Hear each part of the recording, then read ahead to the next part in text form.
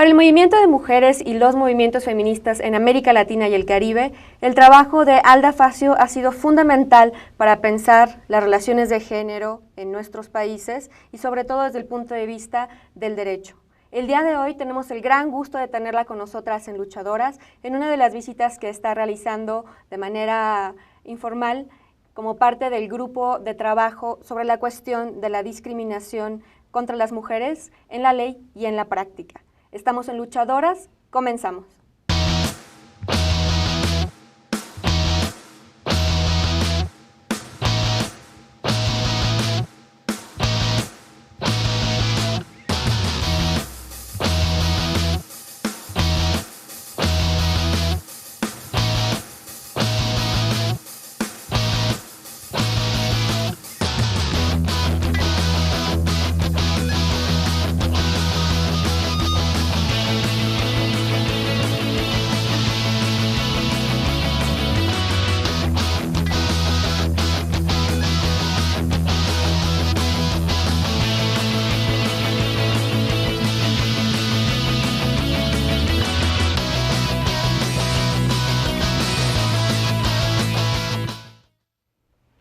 Hola, ¿qué tal? Bienvenidas y bienvenidos a Luchadoras. Estamos en Rompeviento, televisión por internet.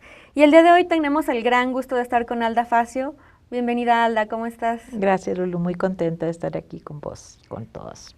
Sí, bueno, nosotros estamos más que contentas. Alda, bueno, tratar de presentarte realmente un ejercicio un poco... Nos podríamos tomar todo el programa. Sí. Pero bueno, eres abogada, jurista costarricense, tienes una trayectoria, bueno, en el ámbito académico, en el ámbito internacional de los derechos humanos, muy importante para el movimiento de mujeres y eres actualmente integrante de Asociadas por lo Justo, gracias a quienes podemos tenerte aquí con nosotras en Luchadoras hoy.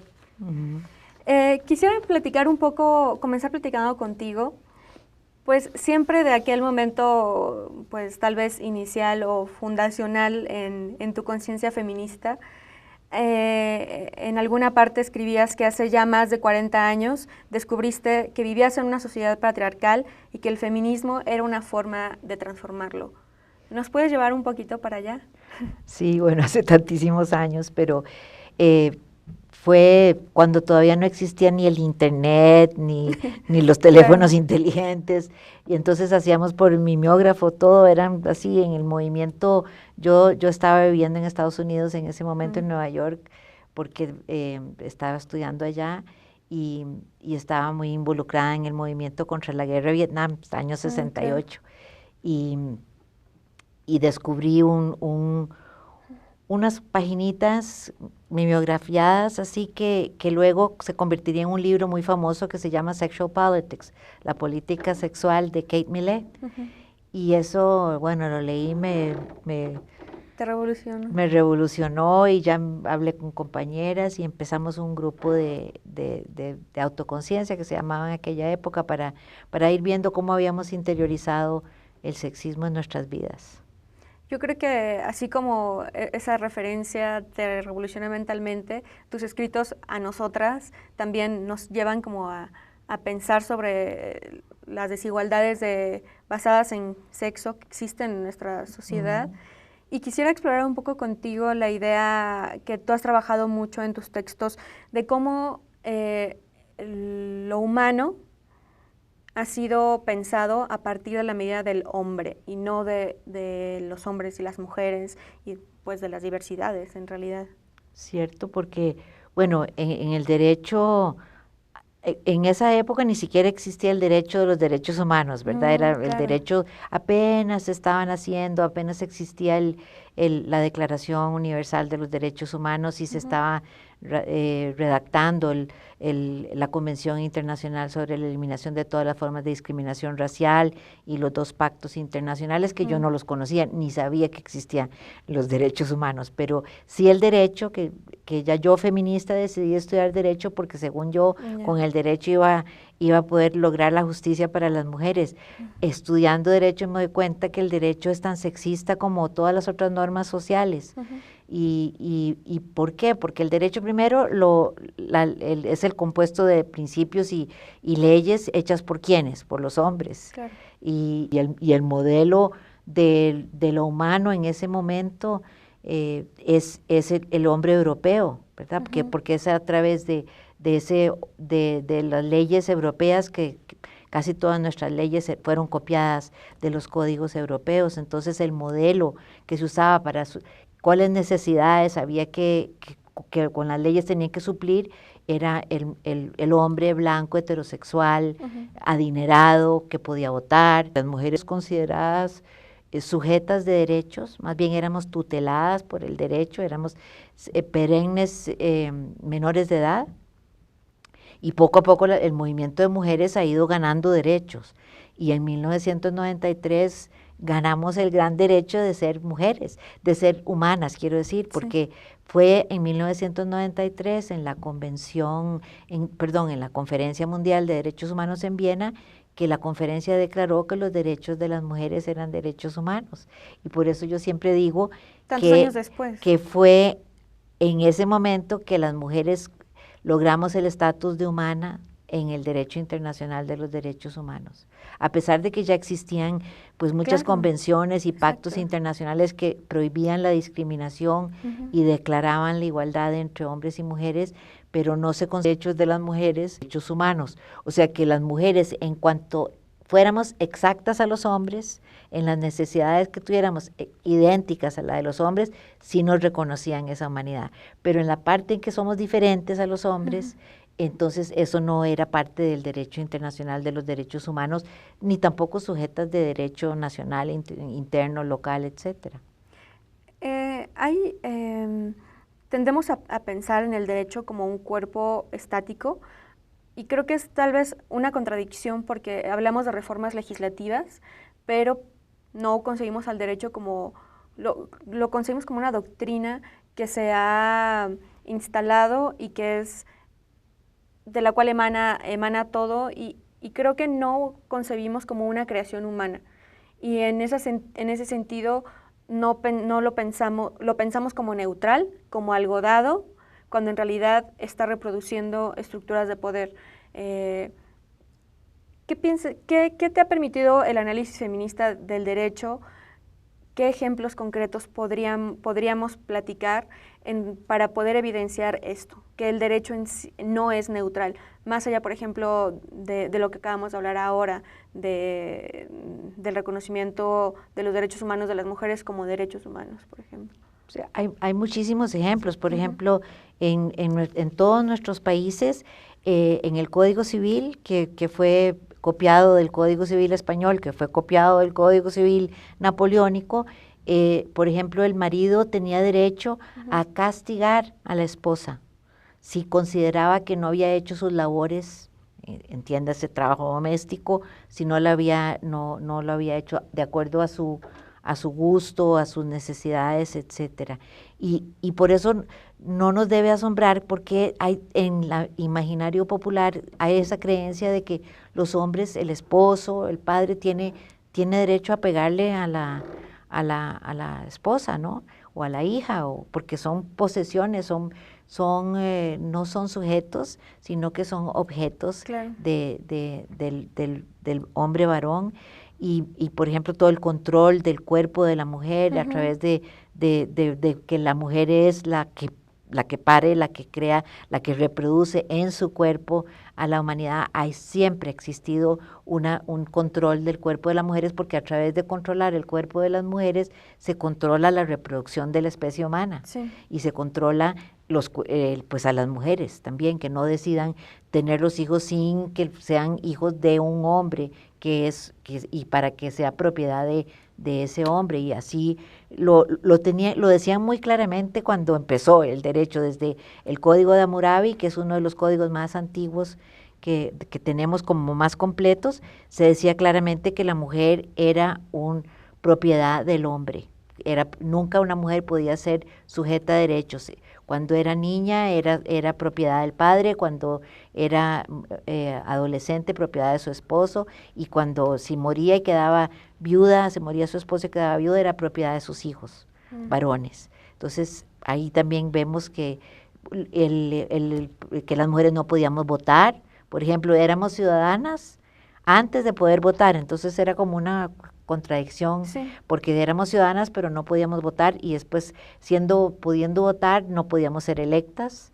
Las mujeres teníamos muchas prohibiciones, y hace muy poquito, o sea, hace muy poquito que las mujeres no podían ejercer el derecho, por ejemplo, ¿verdad? Solo esas a principios del Claro. siglo XX que las mujeres pueden empezar a ejercer el derecho. Podíamos estudiar derecho, pero no ejercerlo. Qué absurdo. Igual con la medicina. Las mujeres no podíamos, teníamos prohibiciones de trabajo nocturno, de trabajo insalubre, que se llamaban protecciones a la mujer trabajadora, pero en realidad era una manera de excluir a las mujeres De algunos ámbitos, ¿no? de ciertos trabajos que eran mejor pagados, ¿verdad? Y si uno lee eso es la doctrina jurídica de aquella época, digamos de los años 50, 60, 70 aún, es como mucho más obvio la no humanidad de las mujeres. Ahora es más sutil. Sí. Pero seguimos siendo no humanas para muchos jueces y juezas, policías, para los funcionarios públicos, etcétera. Vamos a hacer un corte para poder retomar este otro aspecto del derecho, que es su aplicación, y que también impone barreras muy, muy importantes para el ejercicio de los derechos de las mujeres. Estamos en Luchadoras, platicando con Alda Facio. Regresamos ya.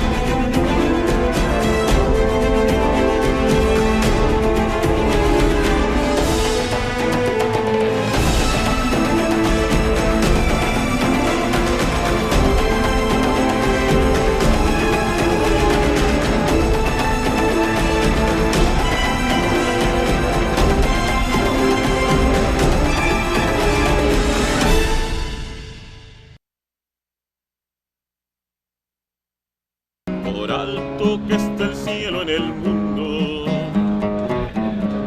por hondo que sea el mar profundo, no habrá una barrera en el mundo que mi amor profundo no rompa por ti. Amor es el pan de la vida, amor es la copa divina. Amor es un algo sin nombre que obsesiona al hombre por una mujer. Amor es un algo sin nombre que obsesiona al hombre por una mujer. Amor es un algo sin nombre que obsesiona al hombre por una mujer.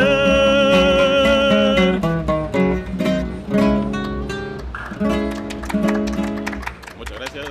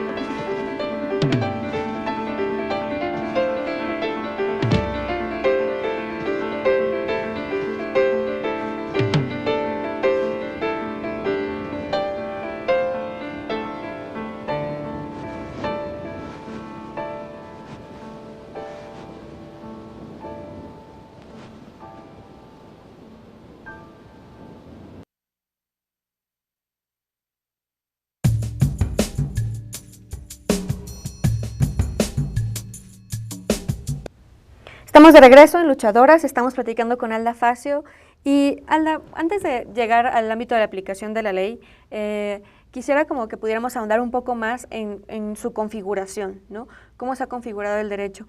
Tú has escrito, por ejemplo, que el derecho configura a un tipo de mujer modélica, única, ahistórica. ¿A qué nos referimos con eso? O sea, ¿cuál es la visión de la mujer que se ha construido desde el derecho pues tal vez no en las legislaciones más nuevas, pero sí, pero en los códigos anteriores, bueno, con el Código Civil que todavía rige en todos nuestros países, que con reformas, pero todavía es el mismo código de España, ¿no? De hace siglos. Sí, bueno, yo siempre digo que es la esposa del hombre modelo, ¿verdad? Del varón modelo, porque es una mujer blanca, heterosexual, la esposa o la hija de este señor modelo con un rol reproductivo que supuestamente es para proteger a esta mujer delicada que no puede defenderse a sí misma, que tiene todas estas protecciones que ya hemos descubierto gracias a la CEDAW y otras metodologías, que no, en realidad todas esas protecciones eran más bien discriminaciones disfrazadas de protección, pero ese es el modelo de una mujer, digamos, adinerada, que no necesita trabajar, y ese es el modelo de, digamos, de la mujer dentro de la protección a la familia, y además, y esto sí es de ahora mismo, y acaba de haber una resolución en Naciones Unidas muy peligrosa sobre la familia, que es la mujer familia, llamo yo, que es que no se distingue la mujer de la familia, sino que se hacen políticas para la protección de la familia sin reconocer que dentro de la familia hay relaciones de poder diferenciadas y que no son la mujer, o sea que cuando tenés una política para la familia, es política para la familia, no es una política para las mujeres, aunque tal vez algunas cosas le puedan beneficiar a las mujeres si se protege a la familia, pero generalmente... Y a un tipo de mujeres que han tomado una decisión de conformar una familia. Sí, bueno, de la familia heterosexual, compuesta por hombre, mujer y sus hijitos, porque la mayoría de las familias en el mundo no son así. Eso es también un mito, ¿verdad? Que esa es la familia que existe desde siempre, y no ha sido así, ni tampoco ha sido de que el matrimonio es por amor, sino que antes eran por arreglos económicos, y las familias en nuestra realidad latinoamericana son familias muy diversas, muy diferentes unas de otras, aunque en casi toda América Latina hay estas familias extensas o monoparentales. Sí. Etcétera. Justo, bueno, hablábamos antes en la primera parte del programa de estos ejemplos de legislaciones o ejemplos del derecho que tratan de controlar, ¿no? Como las formas de ser de las personas, en específico de las mujeres, y aquí en México lo que ha sucedido con la legislación por la interrupción legal del embarazo es un ejemplo. También la legislación de parejas del mismo sexo, por ejemplo, son como territorios en pugna que todavía están ahí ardientes, ¿no? Sí, eso es una lucha que ahora estamos viendo más bien retrocesos en el mundo, porque el backlash, ¿verdad? La reacción a ese poquito progreso que se tuvo en algunos países como en la Ciudad de México o en otros países como Argentina, pocos en realidad en relación en América Latina, pero sí la reacción nos hizo esperar, y hay un fuerte backlash para más bien retroceder en avances de derechos para las mujeres.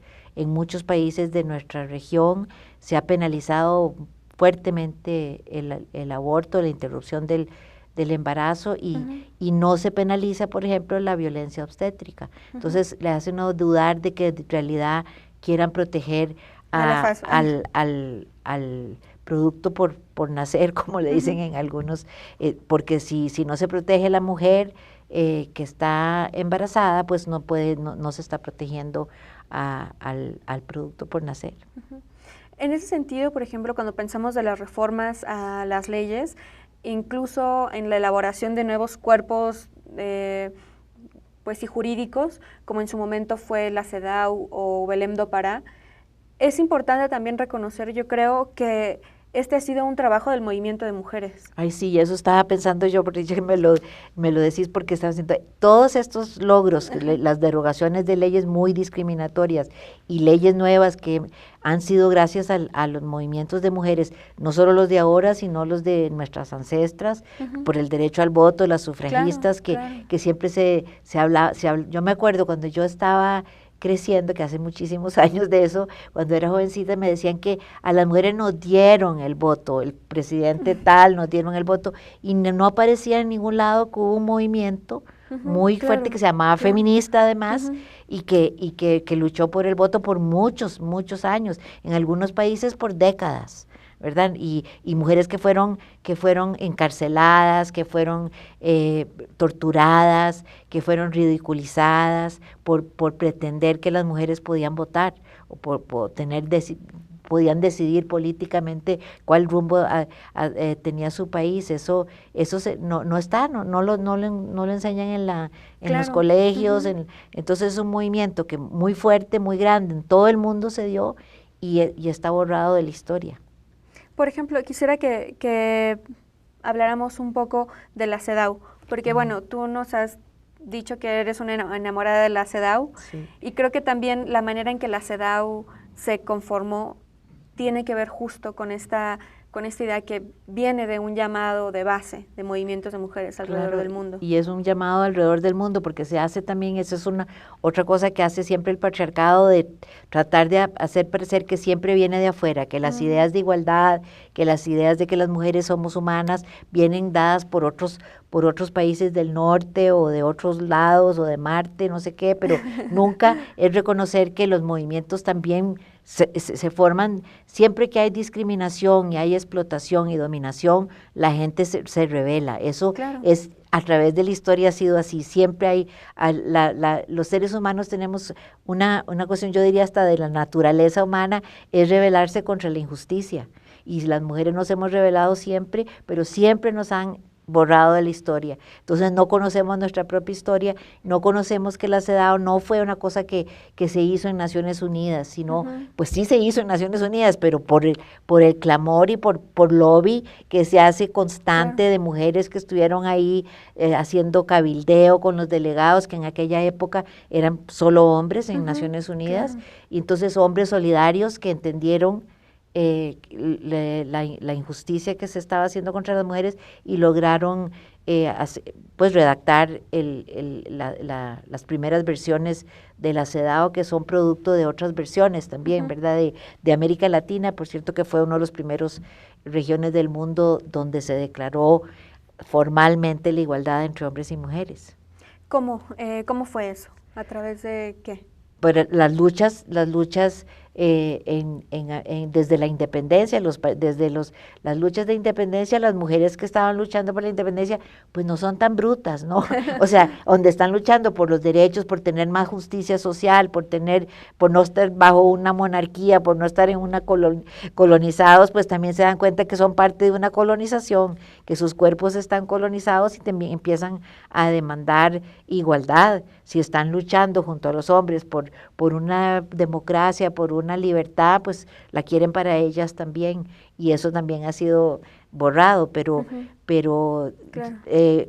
cada vez se hace más difícil borrar de la historia, porque ya pues con internet ahí están las cosas, ¿verdad? Por ejemplo, hay otras formas de historia, otras corrientes de historia, contadas desde las voces de las mujeres también. Sí, aunque no hay que, a veces más bien, eso tenía una discusión con mi sobrina el otro día, porque ella me decía, ¿cómo es posible que la gente ahora no sepa tal cosa con tanta información que hay en internet? El problema ahora es que es tanta la información que no sabes cuál es la verdadera y cuál es falsa, o sea, no puede. Finalmente también cómo accedes a esas versiones, ¿no? Porque sigue habiendo corrientes dominantes de información que visibilizan que desinforman. Otras. Claro. Bueno, todos los medios de comunicación dominantes en nuestros países yo los llamo medios de desinformación, porque lo que no te dicen la realidad, uno no sabe qué está pasando realmente en Irak, y en Irán, ¿qué estará pasando? Yo me pregunto, porque... No, incluso lo que las mujeres mismas piensan de su forma de ser, de su sistema de...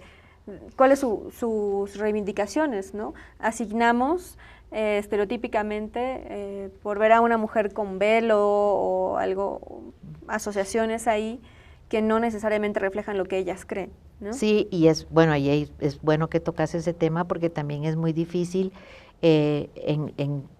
debido a la gran diversidad de mujeres que hay, saber cuáles cosas, o sea, por ejemplo, con la mutilación genital femenina, hay hasta feministas en otras partes del mundo que dicen no nos debemos meter, eso es una cuestión cultural, pero también, o sea, ¿con quién nos aliamos? Hay mujeres, obviamente, en países africanos que defienden la mutilación genital, pero hay muchos movimientos de mujeres que están en contra de esa. Entonces vos tenés que tomar partido. Claro. Y lo mismo pasa con el velo y todo esto, que no es que vas a tener un estereotipo, pero sí reconocer que el velo que usan las mujeres en los países bajo el fundamentalismo islámico no es una escogencia, es una obligación que social. En algunos países ya es legal, legalmente tienen que ponerse el velo, pero en muchos países es la presión social que tenés que cubrirte porque no puedes andar por la calle así sin el velo. Entonces, creo que el punto probablemente es la decisión de las mujeres, ¿no? Aquellas prácticas que sean producto de decisiones de mujeres son pues las que deben de guiar, es el parámetro como para... No es tan fácil, porque la decisión de las mujeres, hay mujeres que dicen que ellas deciden ponerse el velo, hay mujeres que dicen que ellas deciden mutilarse los genitales, entonces, ¿cómo haces eso? El parámetro tiene que ser el parámetro de no hacer daño, ¿verdad? De no hacer daño al cuerpo, de no hacer daño, pero no es una discusión fácil, ni claro, puede claro. Y sí, por ejemplo, cuando Naciones Unidas no se pronuncia sobre una práctica cultural, no pronunciarse está tomando partido por el grupo dominante, el que está manteniendo esa práctica cultural que en muchos casos es dañina para las mujeres. Bien, vamos a hacer una pausa para poder volver y seguir. Estamos platicando con Alda Facio aquí en Luchadoras. Regresamos ya.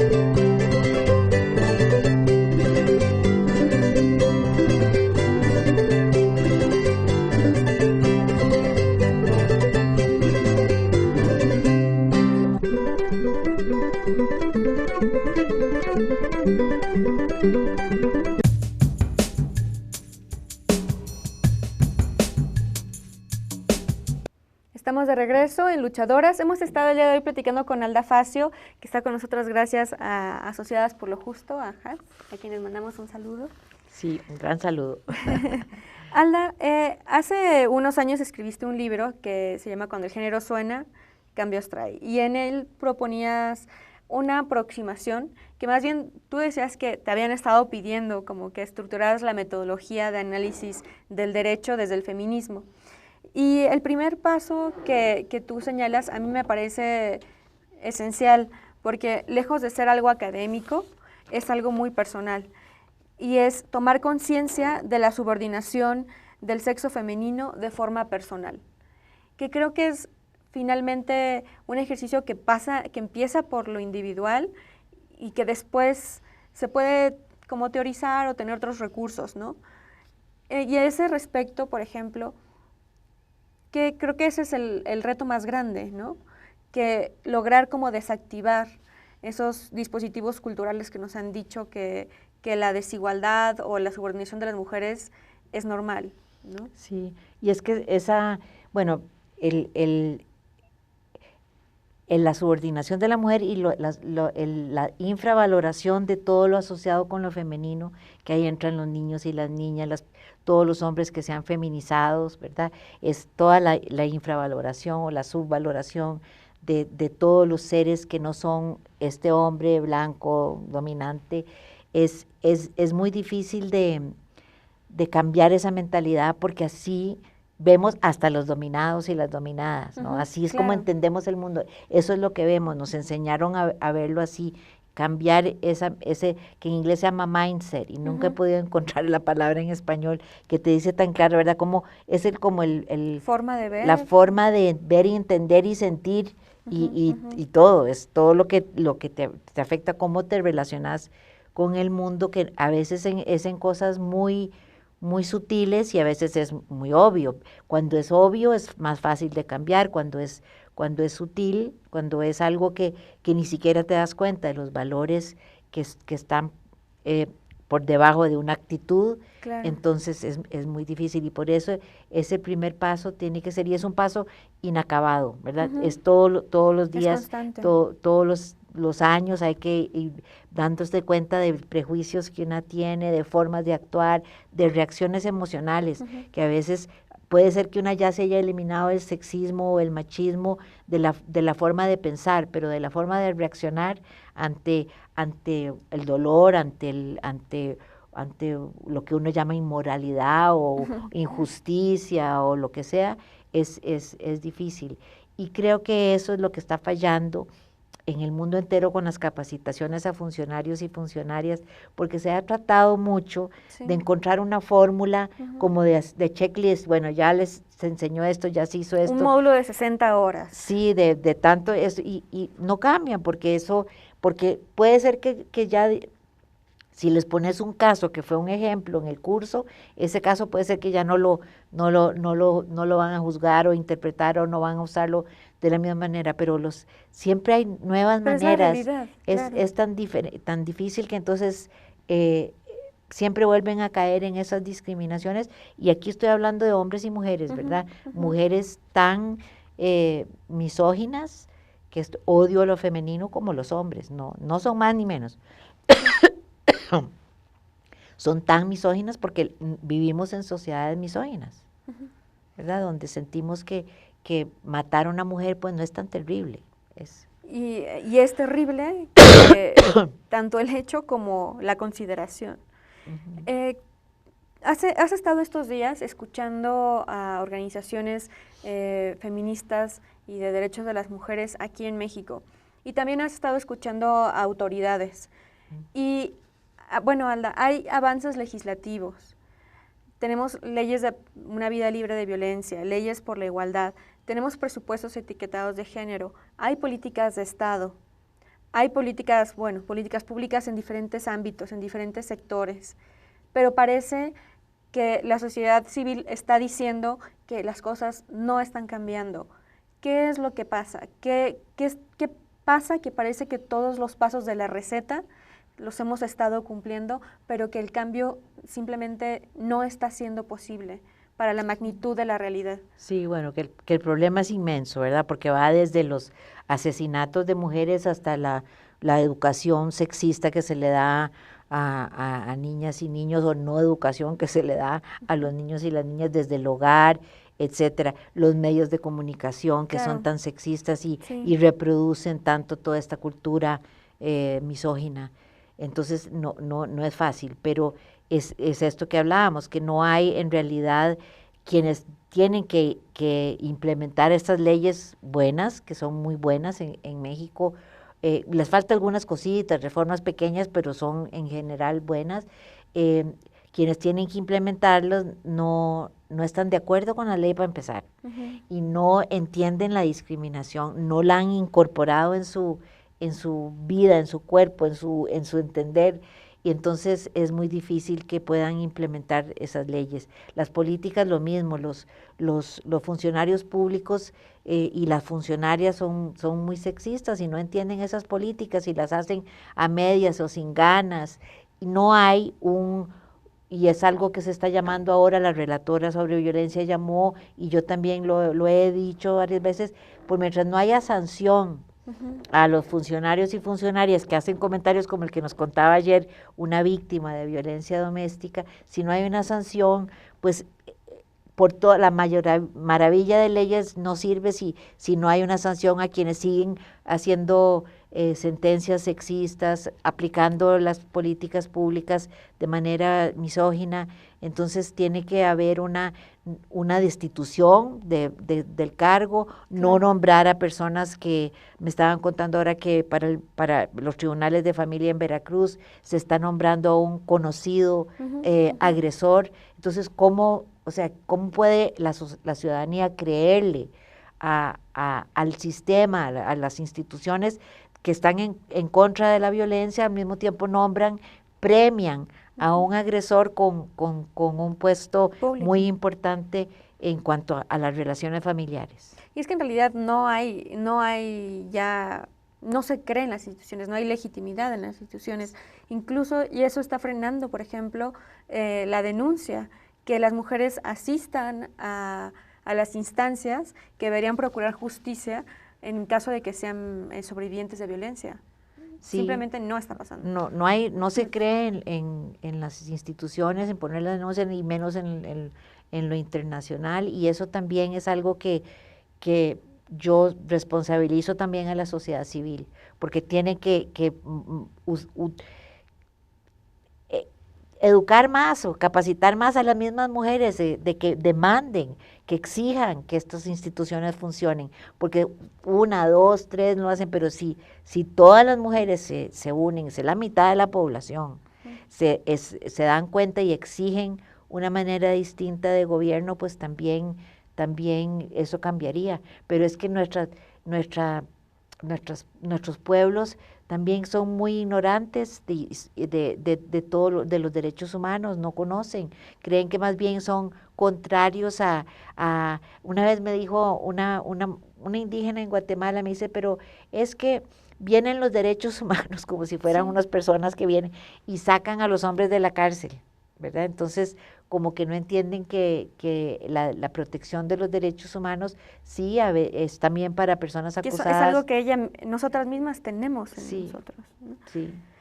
Alda, hace un momento decías que tenemos leyes, particularmente en México, tenemos legislación muy avanzada, y me gustaría mucho como poder ahondar en tu conocimiento latinoamericano y del Caribe en relación al estado de las leyes específicas sobre derechos de las mujeres que existen.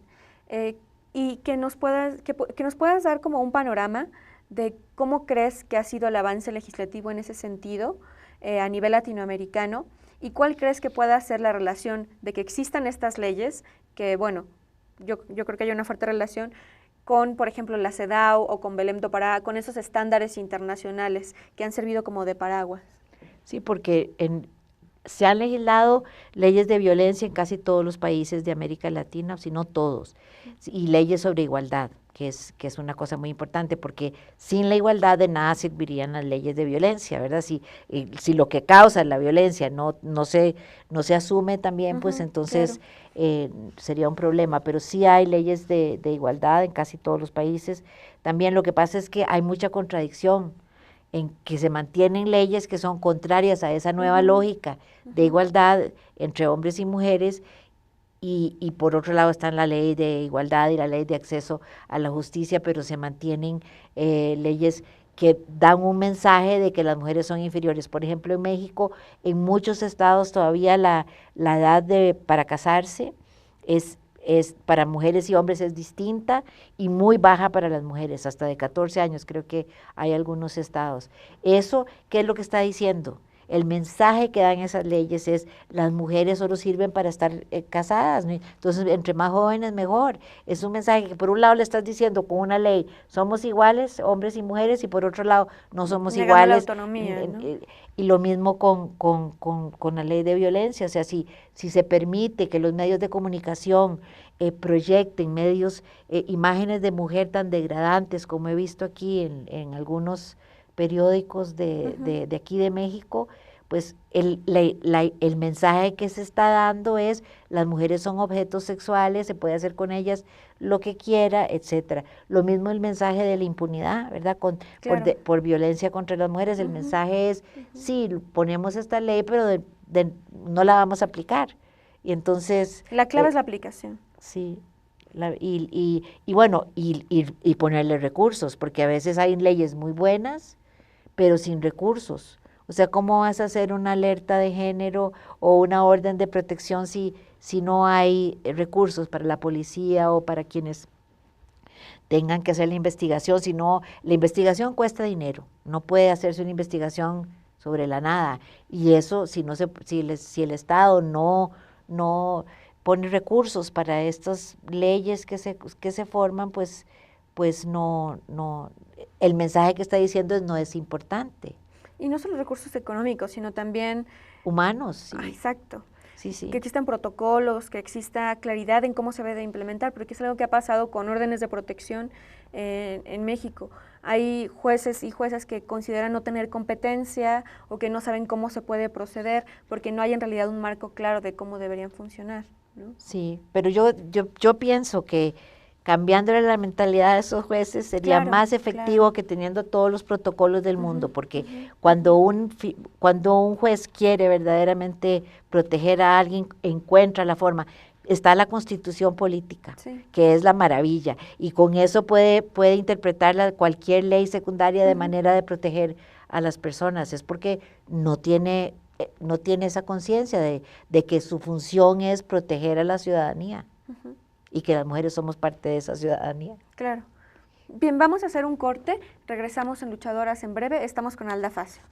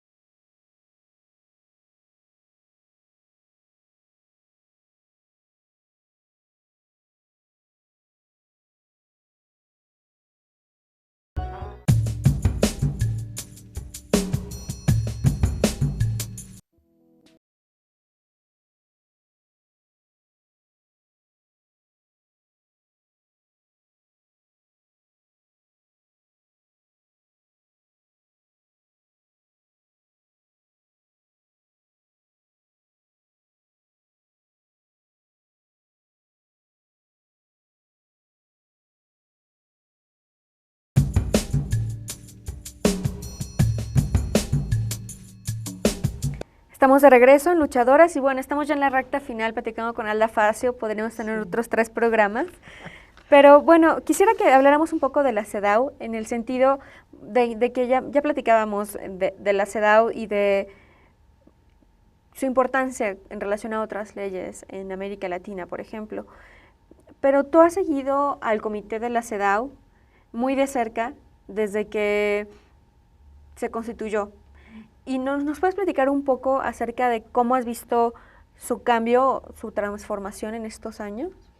Sí, y es gracias a que más y más mujeres de la sociedad civil empezamos a monitorear el comité y a participar activamente con el comité, que los gobiernos empezaron a enviar a gente un poco más preparada, porque al principio la mayoría de las que estaban, y con muy buenas excepciones, pero la mayoría eran como la esposa del presidente, la mamá del presidente, la hija del presidente, y entonces eran mujeres que no tenían ningún interés en eliminar la discriminación contra las mujeres, ni conocían el tema, entonces era poco lo que podían hacer, pero hay muchas reformas dentro de Naciones Unidas, pero también la calidad de las expertas ha mejorado muchísimo. Yo diría que la mayoría son personas que han estudiado y han trabajado mucho los derechos humanos de las mujeres y que conocen la CEDAW. Y las que no, las que digamos no son feministas antes de llegar al comité, se van haciendo, oyendo la cantidad de discriminación que hay en el mundo contra las mujeres, y es en todo el mundo, hasta en los países más desarrollados, hay mucha discriminación contra las mujeres. Entonces, es un comité que monitorea cómo los estados están implementando la CEDAW. Y aquí en México en particular, por ejemplo, las recomendaciones de la CEDAW se han vuelto como paradigmáticas y son realmente un punto de referencia en relación a las obligaciones del Estado y a la implementación de políticas públicas. Claro, y de nuevo el comité puede hacer unas recomendaciones tan buenas como las últimas que hizo al Estado mexicano en el 2012, porque la sociedad civil, el movimiento de mujeres se trabajó con ellas, ¿verdad? Y explicó por qué necesitaban esas recomendaciones, pidieron recomendaciones específicas. Y solo así, porque si no, desde el mundo internacional no puede uno conocer la realidad de todos los países, es imposible. Solo el movimiento local conoce cómo está la situación en el país y qué es lo que hay que cambiar, porque desde afuera yo te puedo decir, ay, ustedes lo que necesitan es una nueva ley.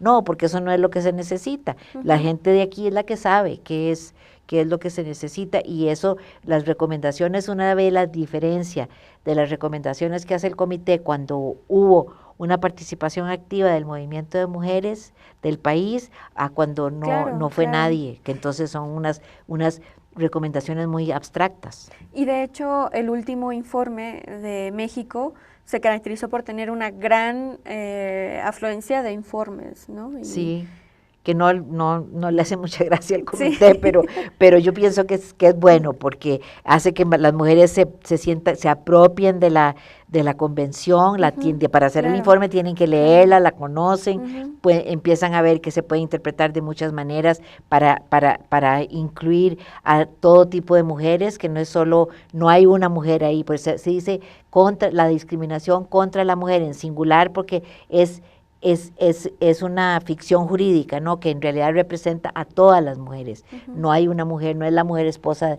del dominante, es la mujer indígena, es la mujer pobre, es la mujer lesbiana, es la mujer con discapacidad, es todas las mujeres, de todas las edades, desde el nacimiento hasta la muerte. Hay también en la CEDAW hay un principio fundamental que tú has trabajado mucho y que ha servido de referencia en México más en los últimos años, que es el de la igualdad sustantiva versus, por ejemplo, la equidad. Creo que por muchos años hubo como una confusión de hacia cuál era la que había que apostarle. ¿Nos puedes comentar tú acerca de esta importancia? Sí, porque la igualdad sustantiva, con adjetivo de igualdad sustantiva, es para reconocer que la forma en que se estaba entendiendo la igualdad, que es un derecho humano que garantizan todos los instrumentos internacionales de derechos humanos y casi todas las constituciones del mundo, es la igualdad, el derecho humano a la igualdad, y no el derecho humano a la equidad, que no existe. Claro. Entonces, lo que está legislado en todo el mundo y legislado en los instrumentos internacionales es la igualdad, y en la CEDAW le ponen ese adjetivo de sustantivo para que se reconozca que no se está hablando de una igualdad formal, que es en la que los estados antes decían, bueno, ya yo cumplí, ya yo declaré leyes, claro, la igualdad entre hombres y mujeres y no tengo que hacer nada. No, la igualdad es algo que se tiene que lograr, que se tienen que tener políticas, que se tiene que tener legislación, que se tiene que tener planes, programas y recursos humanos y financieros, etcétera, para lograr esa igualdad, que es una igualdad en los resultados. O sea, que una política, una vez que se ha implementado, sí resulta en que la mujer tiene acceso al trabajo, tiene acceso a la educación, tiene acceso al goce de los derechos humanos, entonces es igualdad, si no, no es igualdad. Pero precisamente porque la igualdad que se estaba dando en nuestros países y en casi todo el mundo era esa igualdad formal, que nada más es una igualdad que yo llamo declarativa, que se declara y no se tiene que hacer nada, las mujeres del movimiento estaban cansadas de esa igualdad y empezaron a desenamorarse de la igualdad, que ha sido lo que todas nuestras ancestras han luchado siempre por la igualdad. No para ser iguales a los hombres, sino por tener las mismas oportunidades, o no, ni siquiera las mismas, las oportunidades que se necesiten para poder disfrutar de todos los derechos humanos, aunque sean oportunidades distintas. Sí.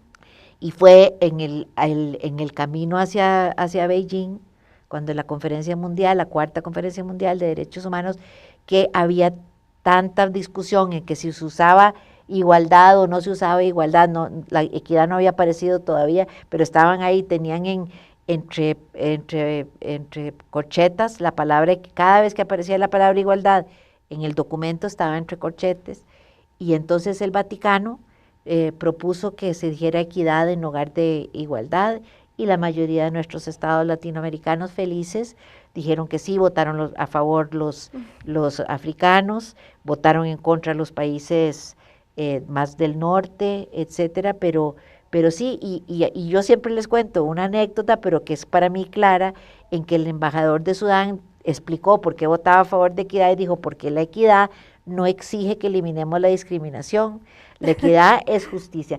Justicia quiere decir que las mujeres no hereden, no puedan ser propietarias de la tierra, porque las mujeres siempre van a ser mantenidas por un marido. Entonces, ¿por qué así no tenemos que cambiar nuestras leyes que prohíben la herencia de propiedad de la mujer, ¿verdad? Y así fueron diciendo varios, yo le dije que quisiera como grabarlo para que vieran muchas mujeres feministas después se enamoraron de la palabra equidad, a pesar de que fue el Vaticano que lo propuso, que el Vaticano no es conocido por ser a favor de los derechos de las mujeres, y empezaron a usar también dentro del movimiento el concepto de equidad, que, como digo, es un concepto bonito, sobre justicia, pero no, ni siquiera es transitorio, no requiere la eliminación por parte de los estados de la discriminación contra las mujeres.